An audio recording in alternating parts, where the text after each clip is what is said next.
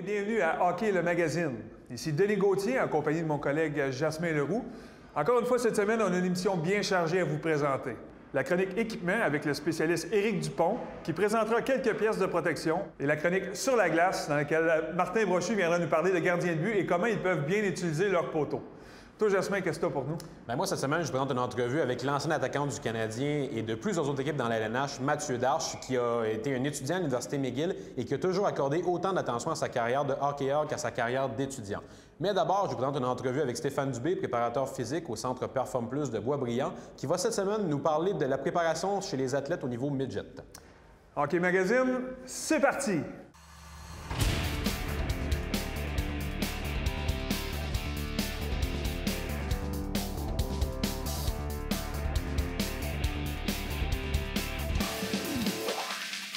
Hockey Magazine, une présentation de vos concessionnaires Subaru du Québec.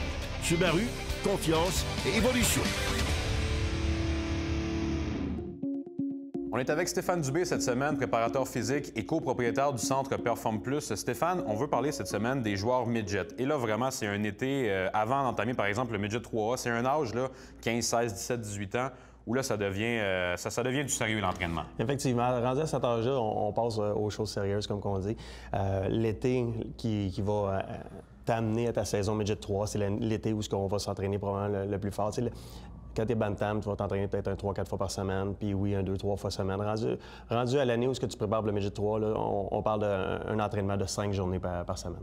Et tu parles de cet été-là, on va continuer là-dessus. L'été avant le midget 3, c'est quoi qu'est-ce qu'on travaille cet été-là? Où on est rendu par rapport au développement du jeune quand on veut vraiment pousser et le préparer à peut-être vivre le camp d'entraînement le plus intense qu'il aura jamais vécu à date de sa carrière?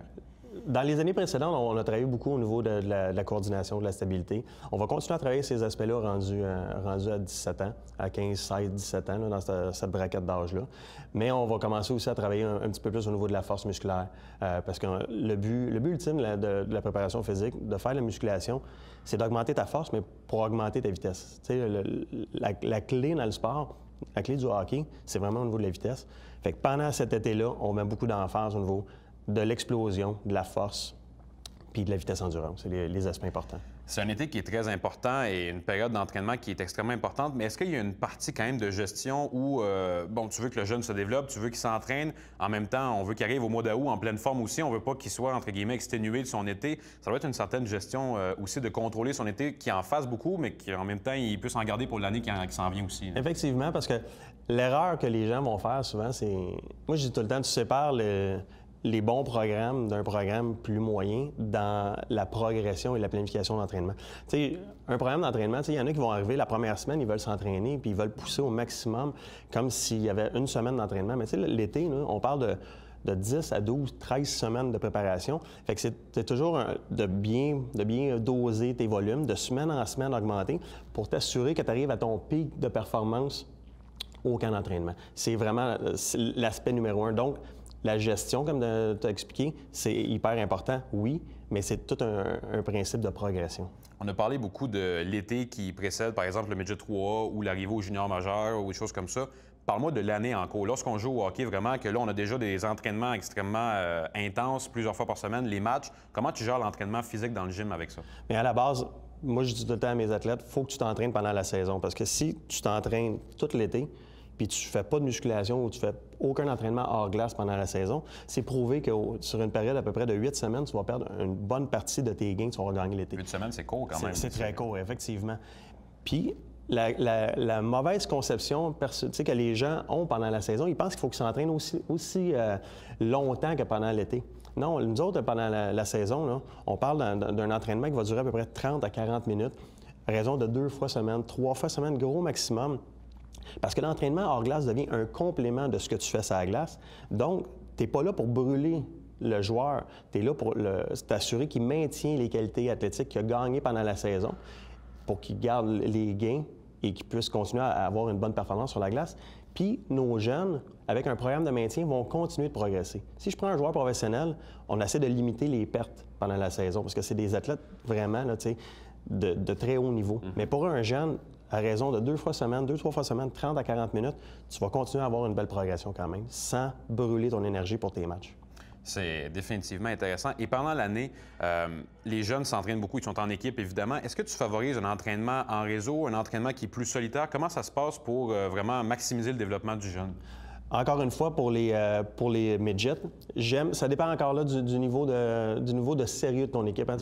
Il y a des équipes que tu vas avoir un paquet de jeunes que ça fait longtemps qu'ils s'entraînent, donc ils peuvent être plus structurés, sont beaucoup plus autonomes. Tu as des équipes qui ont un peu moins de background en entraînement, donc ça devient un petit peu plus complexe pour la structure. Mais règle générale, j'aime bien donner un concept d'équipe avec un programme, puis pour avoir une bonne supervision de toute l'équipe. J'ai une petite dernière question par curiosité. Est-ce que Midget 3A, le jeune a 16-17 ans, est-ce que c'est à ce moment qu'il va au maximum de ses capacités en termes d'haltérophilie ou de musculation? Est-ce que c'est à cet âge-là ou c'est plus tard dans le développement, vers 20 ans et plus, que tu vas vraiment le pousser à son maximum? À quel âge tu pousses quelqu'un au maximum? Je pousse, mais on m'a toujours poussé au maximum de son développement, où ce qui est rendu. C'est sûr qu'un bantam, un midget, un junior, on va les pousser au maximum, mais je ne les pousserai pas au maximum dans le même contexte et avec le même genre d'exercice.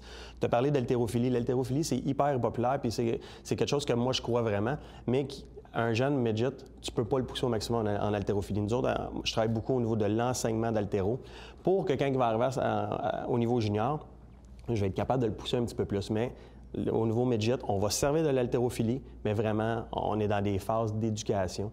Puis on a des gains quand même qui vont être intéressants, mais jamais autant que quand il va arriver junior, où là, on va être capable de le pousser vraiment un petit peu plus. Bien, il ne nous reste plus qu'à souhaiter une bonne saison d'entraînement à tous ces jeunes de niveau midget et junior. Merci beaucoup, Stéphane. Ça fait plaisir. Cette semaine, à la question quiz.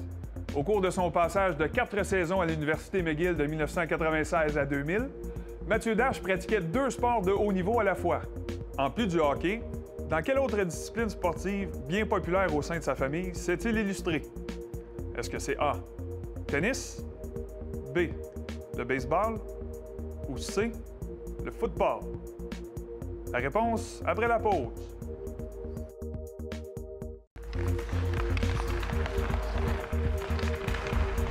La réponse C, le football. Au cours de son passage de 4 saisons à l'Université McGill de 1996 à 2000, Mathieu Darche a affectionné autant le hockey que le football, sport dans lequel son grand frère Jean-Philippe a d'ailleurs fait carrière. Il a toutefois préféré se concentrer sur le hockey, ce qui l'a mené à une carrière d'une dizaine de saisons dans la Ligue nationale avec les Blue Jackets, les Predators, les Sharks, le Lightning et le Canadien. Il a mis un terme à sa carrière à l'issue de la saison 2011-2012. On l'a d'ailleurs récemment rencontré dans le cadre du segment « Parcours vers la LNH ». Mon parcours hockey mineur, moi j'ai grandi à Ville-Saint-Laurent, donc j'ai joué mon hockey mineur avec les Challengers de Ville-Saint-Laurent, du niveau novice jusqu'au niveau midget, que même à partir du niveau Pee-Wee, j'allais au Collège Notre-Dame, je jouais au football, donc je faisais plus qu'un sport. À ce niveau-là, j'ai arrêté d'aller au 2A puis ces choses-là, je jouais au 2B, parce que je jouais au football aussi au Collège Notre-Dame, puis je suis passé par là. Après ça, j'ai eu jusqu'à mon midget 2B, puis après ça, j'étais allé au prep school aux États-Unis. Puis j'avais quelques bourses universitaires américaines, même l'Université McGill m'ont appelé, on m'a dit « Mathieu, si tu reviens ici, on te laisse jouer au football puis au hockey ». Fait que je suis revenu, j'ai fait les deux ma première année. Puis après ça, avec 5 cours par session, ça a commencé à faire beaucoup. Fait que je me suis concentré sur le hockey, bien que j'ai eu une meilleure saison de football que saison de hockey. Puis de là, j'ai signé avec Columbus en sortant de l'université. J'avais 3-4 équipes qui m'ont fait une offre, puis Columbus rentrait dans la ligue. Puis j'ai fait mon cheminement pendant 12 ans professionnel. Beaucoup de temps dans les mineurs. Je disais tout le temps au monde, je suis comme le vin, je m'améliore avec l'âge, mais donc j'ai eu la chance de terminer ma carrière, mes 3 dernières saisons avec le Canadien de Montréal. Donc ça a été la cerise sur le Sunday, si je peux dire. Pour moi, ça a été le rêve du petit gars de Montréal qui a joué pour le Canadien. Le premier tournoi que j'avais gagné, c'était le tournoi de Beauport, Midget 2B, avec Ville-Saint-Laurent. On avait gagné le tournoi de Beauport. Puis on savait qu'on est jeunes. Puis moi, j'ai 2 garçons de 14 et 12 ans présentement qui jouent au hockey. Puis c'est d'être à l'hôtel, de jouer au mini-hockey dans les corridors, ces choses-là que j'aime ça, voir mes gars faire ça présentement. Là, on partait en autobus voyageurs, les parents, puis on se rendait là, puis de l'aréna. Puis là, t'arrives le jeudi. Fait que en plus, comme jeune, tu manques 2 journées d'école, t'étais tout content. Puis c'est de gagner. Puis là, samedi, finalement, on a besoin de la nuit d'hôtel de plus, qu'on se rend en demi-finale. On gagne le dimanche matin, puis là, tu gagnes la finale. Tu sais, quand on est jeune, là, c'est pas la Coupe Stanley, mais c'est ta Coupe Stanley. C'est gagné à ton niveau. Donc, ça a été un très beau tournoi. Moi, mon joueur préféré, quand j'ai grandi, c'était Mats Naslund. Puis oui, il s'appelait Mats, je m'appelle Mathieu, mais C'est un joueur offensif, créatif, puis travaillant. Je ne dis pas que je suis devenu joueur comme lui, là, parce qu'il était pas plus talentueux que moi, mais c'est un joueur que j'ai... À part les Wayne Gretzky, on était jeunes, moi c'était Wayne Gretzky.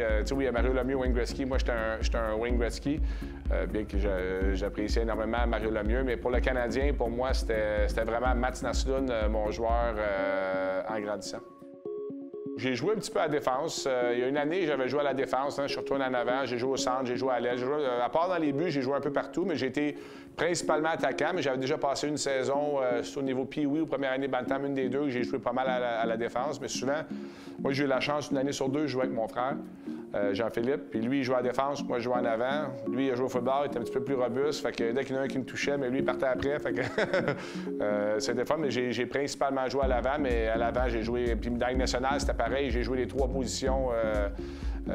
Tu sais, si tu veux juste une position, là, mais mettons juste allié gauche, mais tu as 4 postes dans l'équipe. Juste allié droit, puis en jouant toutes les positions comme attaquant, tu as 12, 13 postes dans l'équipe. Puis écoute, c'est sûr, rendu à un certain niveau, il n'y en a pas beaucoup qui font attaquant-défenseur. Tu sais, des Mathieu Dandonneau qui ont joué attaquant junior puis qui sont ramassés défenseurs, c'est vraiment des exceptions, là.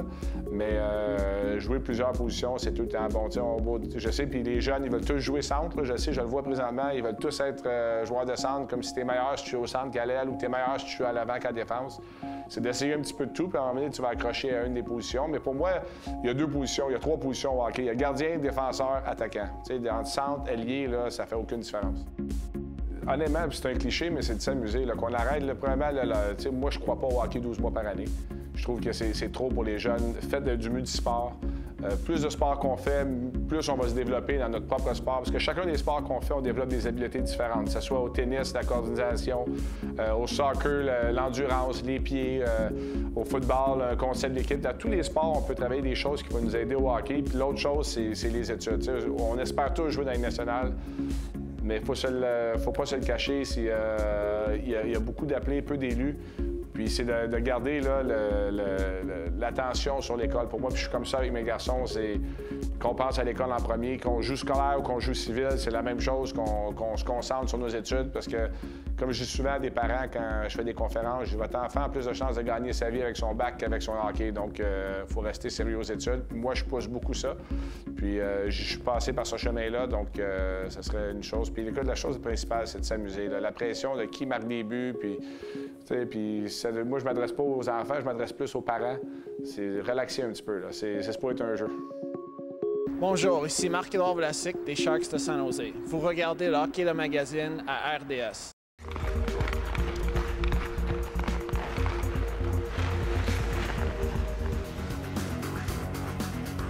Cette chronique équipement vous est présentée par le Trio Hockey, Sport Rousseau, Hockey Expert et l'Entrepôt du Hockey. Cette semaine, à la chronique hockey du Trio Hockey, je suis accompagné encore une fois d'Éric Dupont, notre spécialiste, qui vient nous parler de pièces d'équipement de plus en plus importantes.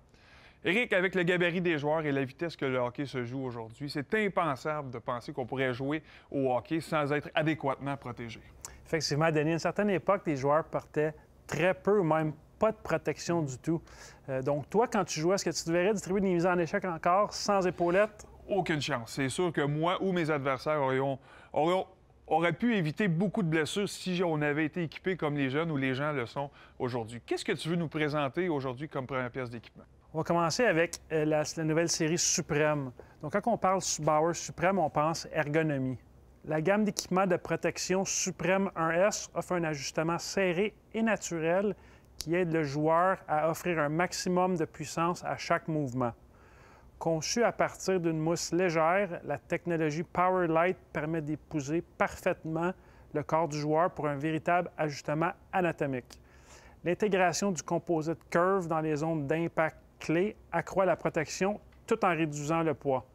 Finalement, le système Strap Lock Sleeve Lock intégré aide à immobiliser le protecteur pour plus de stabilité et de protection. Bon, avant de passer au prochain, c'est important pour les gens à la maison de mentionner que les séries complètes de Supreme, Nexus et Vapor sont disponibles également en magasin. Maintenant, tu veux qu'on se tourne vers les épaulettes CCM. Exactement, Denis. Les adeptes de série Tax vont être contents d'apprendre que CCM a amélioré cette année la série Super Tax considérablement. Comme dans le passé, il s'agit d'un ajustement anatomique, donc qui se moule au corps. On parle d'une plus grande utilisation de mousse intelligente D3O, ce qui rehausse le niveau de protection. Il y a aussi une coquille JDP renforcée pour une meilleure absorption des impacts. À noter que les séries complètes Tax et Quick Lite sont également disponibles en magasin. Et aussi, la plupart des équipements ou des épaulettes sont disponibles dans les versions adultes, juniors ou enfants, et dans plusieurs échelles de prix également, selon vos besoins et votre budget également. Maintenant, si on se tournait vers les bas.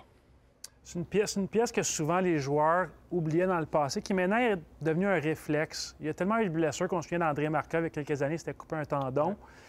S'il avait porté des bas, soit CCM Proline ou Bauer Premium, ça aurait sauvé plusieurs matchs à l'extérieur de l'alignement.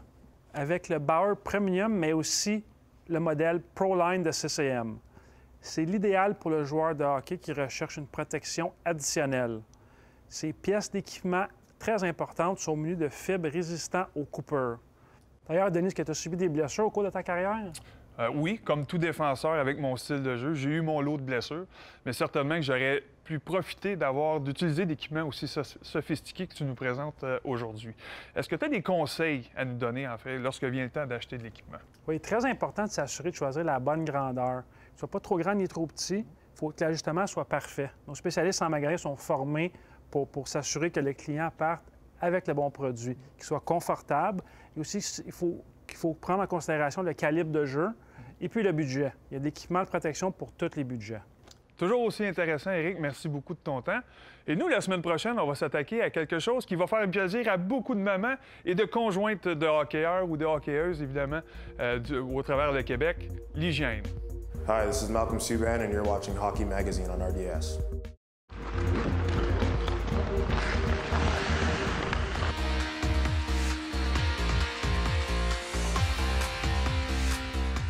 La chronique sur la glace est une présentation de Capped Order, hygiène du sport. Capped Order passe à l'action. De retour pour une nouvelle chronique sur la glace avec Martin Brochu. Martin, dans le passé, dans une ancienne chronique, on a parlé du travail des gardiens de but lorsque la rondelle provenait de l'arrière du filet. Aujourd'hui, on va aller un petit peu différent. Hein? Vous avez une relation particulière avec les poteaux, vous, comme gardien de but. Qu'est-ce que tu veux amener plus spécifiquement lorsqu'on parle des tiges? On va parler de l'utilisation des poteaux au niveau des gardiens de but. Ils ont d'autres utilités que d'arrêter des rondelles. Donc, le gardien de but, s'il est en contrôle, utilise bien les poteaux dans les jeux proches du filet, autour du filet, va être très efficace, va être difficile à battre. Donc, les entraîneurs, aujourd'hui, on demande aux entraîneurs, aux joueurs de diriger des rondelles au filet et les joueurs de foncer pour les retours. Donc, si le gardien de but est efficace autour de son filet, va rendre la tâche difficile pour le joueur adverse. Vas-tu demander à ton jeune d'y parler pour l'aider un peu à ton poteau? C'est sûr que les poteaux peuvent toujours être utiles. C'est bon, on regarde ça tout de suite. Bon, Martin, avant d'amener les joueurs à exécuter l'exercice, il y a quelques points techniques que tu veux nous démontrer comment le gardien de but doit et peut utiliser les poteaux. Bien, effectivement, on va démontrer la technique au poteau. Donc, on va voir Alexis va foncer directement dans son poteau. Donc, si on voit ici, il couvre bien le bas de la glace, utilise sa jambe pour pousser et son bras collé sur le bord du poteau. Il y a différentes techniques. On veut travailler avec le gardien de but avec ce qui est le plus à l'aise. Donc, le but, en fait, c'est d'arrêter la rondelle et être très à l'aise autour de ses filets. Donc, Alexis est à l'aise avec cette technique-là. On va s'assurer qu'il couvre bien le trou ici. Il y a des gardiens qui utilisent le bâton, la longueur du bâton à terre pour couvrir le bas de la glace. Il y a certains gardiens de but qui aiment quand le patin est complètement à l'intérieur. Moi, j'aime moins cette technique, c'est moins confortable pour pousser de haut en bas et de gauche à droite. Il y a des gardiens de but qui utilisent la lame directement dans le poteau. Alexis va nous le montrer. Si la lame est directement dans le poteau, ici, on voit, il y a comme un espace ici pour la rondelle, donc devient moins efficace, on laisse des espaces. Donc, la technique qu'Alexis nous a démontrée au départ était excellente. Il colle bien son poteau et est prête pour un jeu autour du filet si le joueur contourne le filet. Est-ce que tous les gardiens doivent faire la même chose ou on y va selon leur qualité athlétique ou leur préférence? Bien, c'est un bon point, Denis. Chaque gardien de but a des habiletés différentes. Certains gardiens de but sont plus flexibles que d'autres. Comme j'ai dit au départ, on utilise la technique que le gardien de but est plus à l'aise. Okay. Donc, Alexis est à l'aise avec cette technique. C'est certain que c'est une technique qu'on utilise beaucoup maintenant dans le hockey d'aujourd'hui. Dans mon temps, c'était pas tout à fait le même genre de technique, mais aujourd'hui, il faut s'adapter. Donc, il y a beaucoup de jeux autour du filet, puis c'est une excellente technique pour être efficace. Excellent. On va emmener les joueurs, puis on va démontrer ça. Excellent. Bon, Martin, tes joueurs sont prêts. Qu'est-ce que tu vas leur demander d'exécuter? Aujourd'hui, on est chanceux, on a des joueurs calibre Bantam 3, donc on peut introduire l'exercice avec une rondelle. Pour les plus jeunes, novices, à tombe, ça va être plus difficile avec rondelle, donc on peut le faire sans rondelle pour mettre le gardien en confiance. Donc, pour l'exercice ici, on va demander à Alexis d'être en haut de son demi-cercle. simuler un lancer. Donc, c'est comme s'il y avait un lancer côté bouclier en bas ici. Donc, va effectuer l'arrêt et par la suite va se diriger vers le poteau pour le retour. Et c'est là que le joueur ici va être avec la rondelle ici et va effectuer soit un lancer ou faire le tourniquet de l'autre côté. Donc, Alexis doit utiliser bien ses poteaux pour couvrir le bas de la glace. Parfait. On va exécuter. Première fois. On va y aller tranquillement. Je vais faire le tour du filet. Et on voit Alexis pousse, boum. J'ai aimé cette séquence, c'est qu'Alexis a toujours bien suivi la rondelle, n'a pas tourné sa tête directement à l'autre côté, a toujours gardé contact visuel avec la rondelle, ce qui est très, très important. On peut recommencer l'exercice. Simule le lancer, rentre dans le poteau, boum, virage, excellent. Et ce que j'aime avec la technique, avec cette technique, c'est qu'on est bas, on est proche de la glace, donc on peut facilement mettre la main sur la rondelle et mobiliser le jeu. Et qu'est-ce qui est le plus important? Est-ce qu'on déplace et on regarde en se déplaçant ou on regarde en premier le déplacement? Y a-t-il une succession d'événements pour transférer de côté? C'est sûr qu'il n'y a pas le choix, le gardien de but. À un moment donné, il faut falloir qu'il tourne la tête. Là. Ouais. Très important. Par contre, il doit s'assurer de garder le contact visuel le plus longtemps possible. Donc, aussitôt que le gardien est derrière, on perd le contact visuel, c'est de tourner la tête rapidement et de s'assurer que le joueur contourne vraiment le filet et non pas ne pas changer de direction. Parfait. Et ensuite, si on ne fait pas le tourniquet, il y a d'autres options pour le joueur? Oui. La deuxième séquence, on va partir l'exercice de la même façon. Donc, le gardien de but va aller papillon, simuler un lancer, rentrer dans le poteau. Puis on voit le gardien de but. Bon, bonne prise d'information. Fait l'erreur. Le gardien de but, s'il fait l'erreur de rester dans le fond du filet, comme ça, ici, on voit les trous, l'espace. Donc, c'est simplement une petite poussée. On parle de 6 pouces, 6 à 8 pouces. Essayer d'être gros dans le filet, venir couvrir, centrer avec la rondelle. Comme de cette façon, le tireur n'a aucun espace. Donc, on peut redémontrer l'exemple de la bonne exemple. Boum. Il est gros dans le filet, prend de l'espace, donc c'est un jeu qui est proche. Il n'a pas le temps de se relever debout, couvre le bas de la glace et effectue l'arrêt facilement. Ce que j'aime aussi de cette technique, quand le gardien de but utilise les poteaux, le gardien reste à l'intérieur des poteaux. Donc, on ne veut pas avoir un gardien qui pousse si Alexis fait l'erreur de se placer en haut ici, se place en haut ici. Donc, tombe papillon et glisse à l'extérieur du filet ici. Boum! Oh, là, il n'est plus en position, on n'est même plus dans son demi-cercle pratiquement, ne couvre plus le filet. Donc, s'il y a une passe qui s'effectue, il va être pratiquement impossible de faire l'arrêt. Parfait. Donc, si je récapitule bien, c'est facile de s'emporter avec plein de petits détails d'une technique comme ça. Oui. Fait que si on garde ça simple, on garde ça efficace et on travaille avec les forces et les faiblesses de chaque gardien, on y arrive plus facilement à trouver la bonne solution et la bonne technique pour le gardien. Effectivement, c'est quand même assez complexe comme technique. Il faut garder le match, la game simple, le match simple le plus possible. Donc, c'est pour ça que j'aime utiliser les poteaux. Le gardien de but est toujours en bonne position, gros dans son filet et ça va l'aider à améliorer son jeu autour du filet, les jeux courts. Excellent. Merci beaucoup, Martin. Plaisir. Et nous, on se voit la semaine prochaine. Voilà qui met un terme à une autre émission de Hockey le Magazine. Ce qu'on a pour vous la semaine prochaine, le parcours vers la LNH de l'ancien joueur du Canadien et actuel recruteur au sein de l'organisation montréalaise Donald Odette, un dossier sur les anciens joueurs de la Ligue nationale, dont Guillaume Latendresse et Félix Potvin, qui dirigent maintenant nos équipes Midget 3A, et le segment Sur la glace avec Patrick Boileau. Tout ça et beaucoup plus à Hockey le Magazine. Hockey le Magazine vous a été présenté par vos concessionnaires Subaru du Québec. Subaru, confiance et évolution.